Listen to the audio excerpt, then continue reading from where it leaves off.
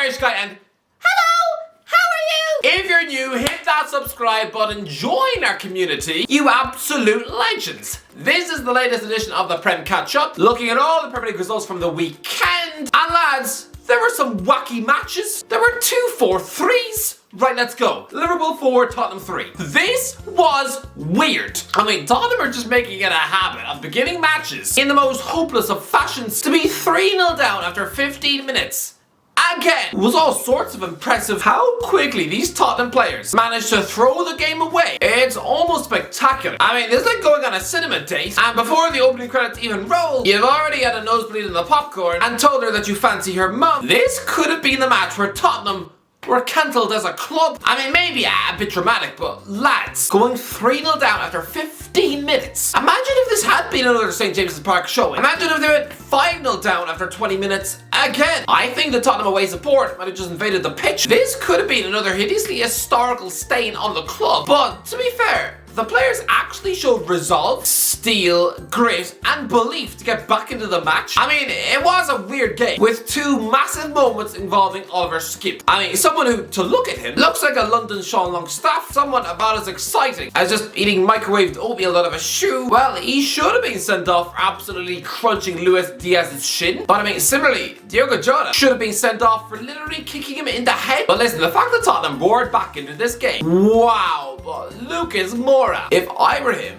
I would probably now burn my Spurs shirt in a fire, jump on the nearest flight back to Brazil, and maybe just hibernate in a monastery surrounded by a bunch of chubby monks. This man who should have a statue outside the ground after his Champions League hat-trick at Ajax, but now he's literally leaving the club next month on a free. And this is what you leave the fans with? An awful back pass to Jota in the 94th minute, which single-handedly threw this club's Champions League hopes into a bin. He must feel awful. His teammates had just dug themselves out of a gigantic hole in what's probably been the club's most traumatic month in years. And yet here, with one careless flick of your boot, you've just undone everything. Lads, he was only on the pitch for 1 minute. I haven't had so second-hand embarrassment for someone on the football pitch since Chunks' penalty nearly took out a cloud. But lads, here, I'm actually going to stick up for Richarlison, because these were the comments on the highlight video package of the goals. Richarlison taking his top off, getting booked, and it all being for nothing is the gift that keeps on giving. Richarlison is just priceless. 1 goal all season, does a celebration like he's won the World Cup and all for nothing. I like how Richarlison celebrated like he won the World Cup and Jota just sat down. Richarlison is a legend in his own mind. Richarlison moment was gold. No way he did that. Yes, the guy produces intermittently and acts like he secured the title. Utterly embarrassing. No.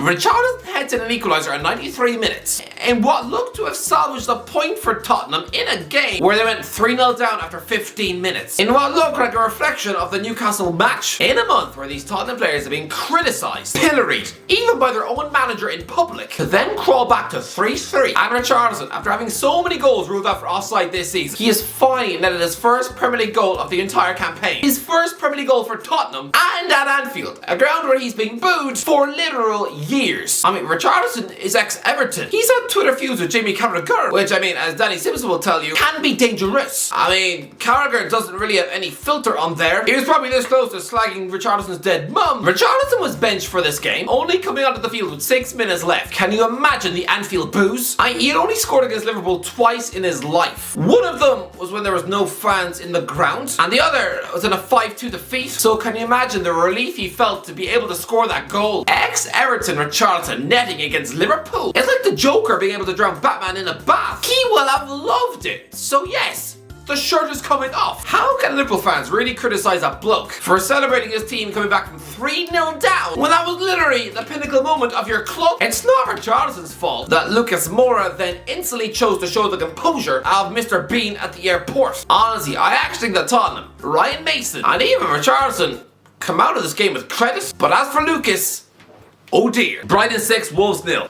I said that Brighton would get relegated. Actually relegated. Now I just feel like one of those arrogant school teachers who told Harry Styles that he'd be lucky to get a job serving chicken nuggets at KFC. Brighton are unbelievable on the pitch, but do you know what is refreshing? This isn't with Graham Potter at the wheel. I'll be honest, at the start of this campaign, I was nervous. I mean, by the 4th of September, Potter's Brighton were in the top 4. They won at Old Trafford on Ten Hag's Premier League bow. They kept 3 clean sheets in a row. They stuck 5 goals past Leicester. In that moment, I actually thought, oh no, maybe Potter is gonna make me look like someone who shouldn't be allowed to feed ducks down the park, because clearly a demented moron like me would probably choose to feed them chunks of my dead nan's poo. But it is refreshing that yes, while Brighton have proved me wrong, Potter is still sitting at home watching Shrek 3 with his kids and trying not to cry all over his Weetabix. Actually, what do hipsters eat for breakfast? Moroccan mushrooms, bird nest soup, and the souls of children who watch Pokemon? Roberto De Zerbi, admittedly, someone who I also thought was overrated hipster mulch, but I will hold my hands up, okay? I was wrong with RDC. Yes, I might have hated Potter more than the Dursleys, but De Zerbi is actually a tactical aficionado. I mean, sure, he will make strange calls, like choosing to drop a legit Spanish international goalkeeper in favor of Jason Steele, some blondie journeyman with the wrists of cabbage pie. Even Steele's old mum probably thinks that decision is about as clever as going on a date with Harvey Weinstein. But here, they absolutely tore Wolverhampton Wanderers to shreds. I haven't seen Wolves take such a beating since that Liam Neeson film. I mean, Billy Gilmore, a man who had essentially disappeared from football, he made his first Brighton start, and he was the best player on the pitch. This was proof that there is life after Moise Caicedo, because he didn't start the match.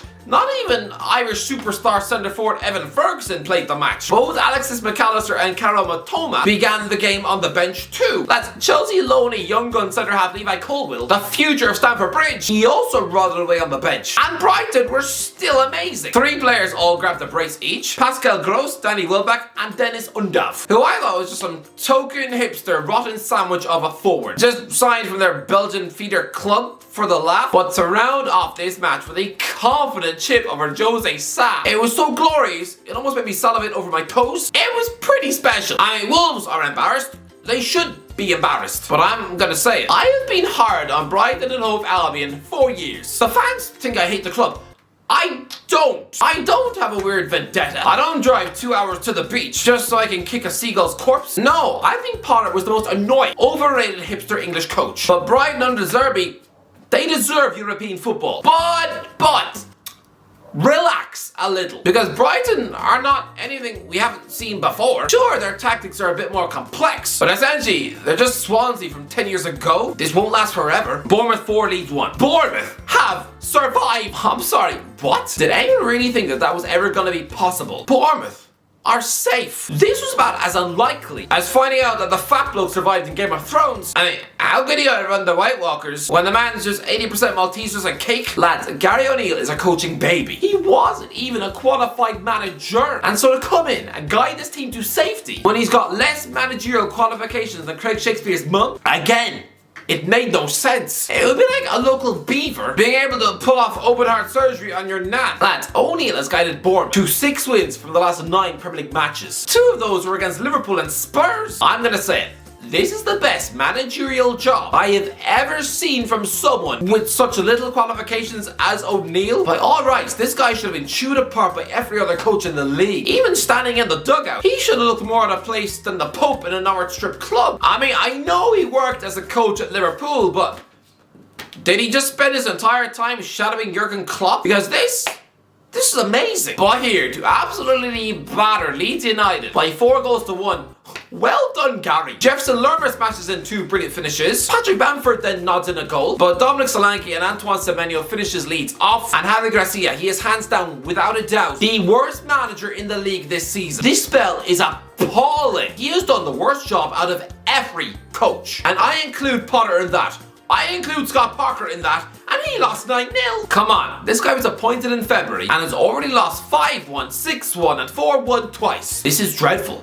Absolutely pathetic. How are Leeds not in the relegation zone yet? I promise you, if you do stick with this failed Watford coach at the wheel, someone with all the personality of a depressed Winnie the Pooh, then you will absolutely get relegated. Right, so look at your last 4 games. A trip to the Etihad, where that's a guaranteed 0 points. Then a home game with Champions League chasing Newcastle. That's 0 points. A trip to West Ham, and then a home game against Tottenham. I think at best, they will take 4 points from those 2 games. And that's at best. I mean, is 34 points enough to survive? No.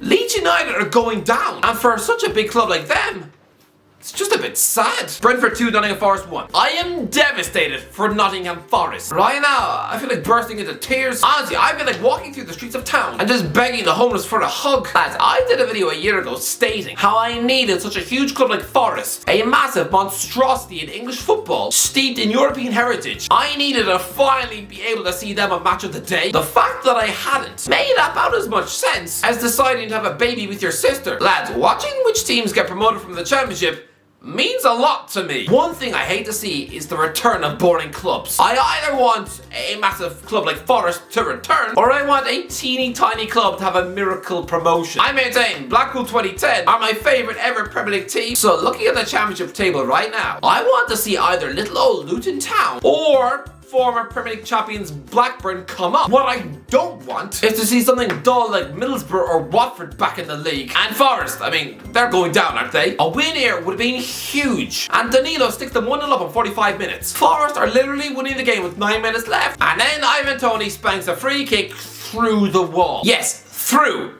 the wall. That wall was about as solid as a snowman in June. It absolutely just fell apart. And then Josh Da Silva bullets in a 94th minute winner. And now Forest have 4 games left. Southampton at home, Chelsea away, Arsenal at home, and Crystal Palace away.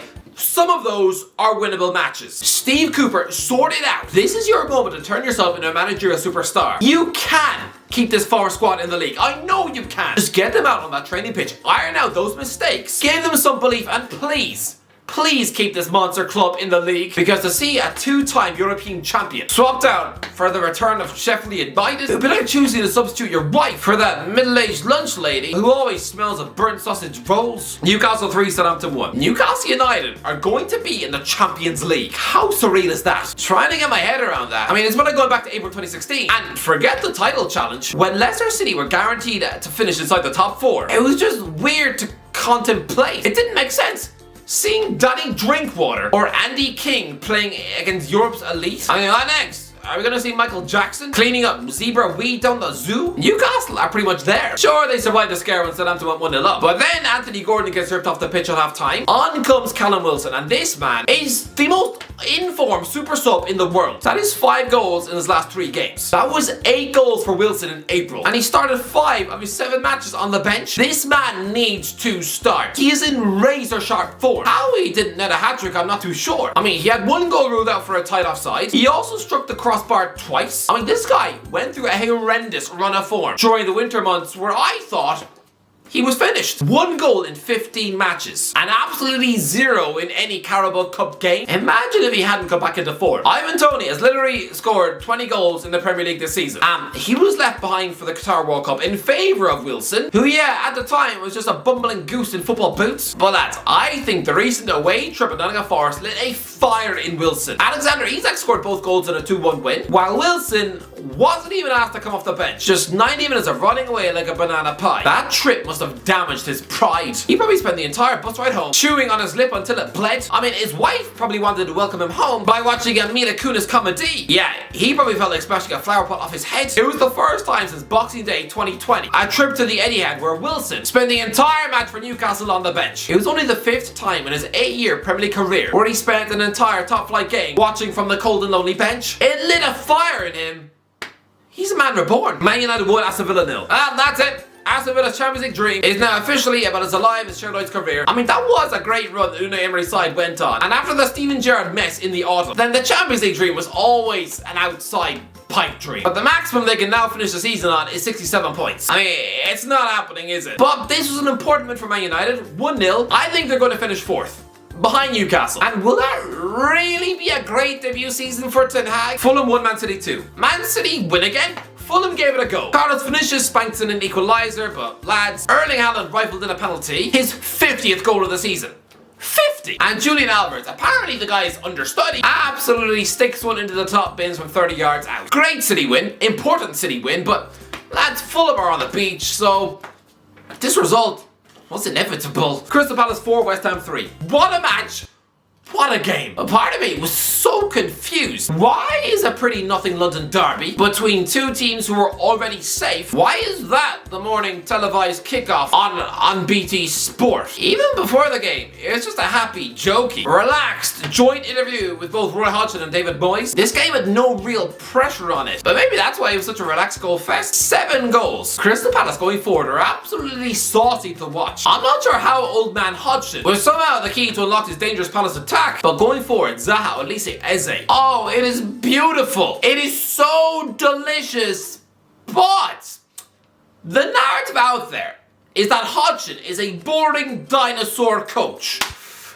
Well, as Crystal Palace manager, Hodgson has won 3-2 twice, 4-1 twice, 5-1 twice. He's won 5-0, 4-3, and 5-3. Hodgson Ball actually scores a lot of goals. Anyway, that's the end of the video. Let me know what you think. What do you think of the Premier League results from the weekend? Let me know if you enjoyed the video. Don't forget to like, share, as always. I'll talk to you in a while.